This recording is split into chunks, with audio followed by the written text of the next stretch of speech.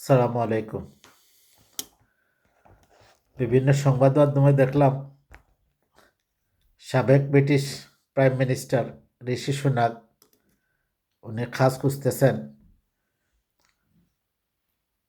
নির্বাচনে পরাজিত হওয়ার পরে দলীয় লিডারের পদ থেকে পদত্যাগ করছেন, এখন খাস খুঁজতেছেন, ফুড ডেলিভারি দিবেন।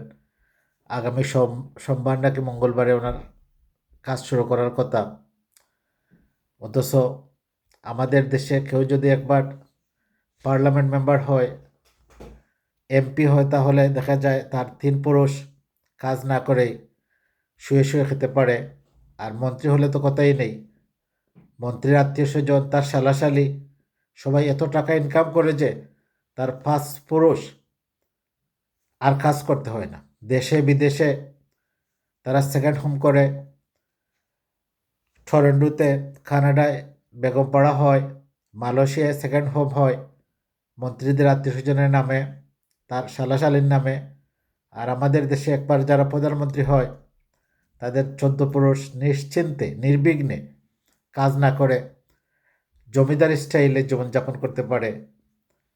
আমাদের দেশ হচ্ছে, রাজনীতি হচ্ছে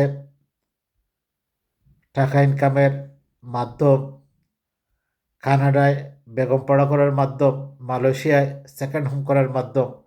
একবার রাজনীতিতে প্রতিষ্ঠিত হলে, এমপি হলে, মন্ত্রী হলে, সরকারের ছত্রছায়ায় আমাদের দেশে রাজনীতিবিদরা হাজার হাজার কোটি টাকার মালিক হয়ে যায়।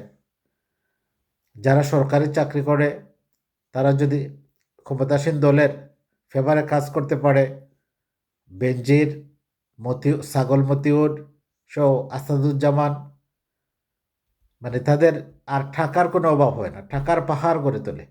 অথচ ব্রিটেনের মতো দেশের সাবেক প্রাইম মিনিস্টার, খুবই জনপ্রিয় prime minister David Cameron, conservative পার্টির প্রাইম মিনিস্টার, ব্রেক্সিট ইস্যুকে কেন্দ্র করে উনি পদত্যাগ করেন।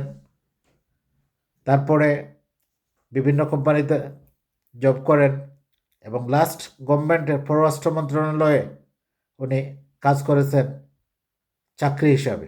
অথচ উনি সম্ভবত 2বারের প্রাইম মিনিস্টার ছিলেন ব্রিটেনের। ডেভিড ক্যামেরন অত্যন্ত জনপ্রিয় প্রাইম মিনিস্টার ব্রিটেনের। তার প্রধানমন্ত্রিত্বর পরে উনি কাজ করে খেতে হয়। আর আমাদের দেশে ক্ষমতার স্বাদ পেলে সবাই জমিদার হয়ে যায়। এই হচ্ছে কথা। সবাই ভালো থাকবেন। আসসালামু আলাইকুম।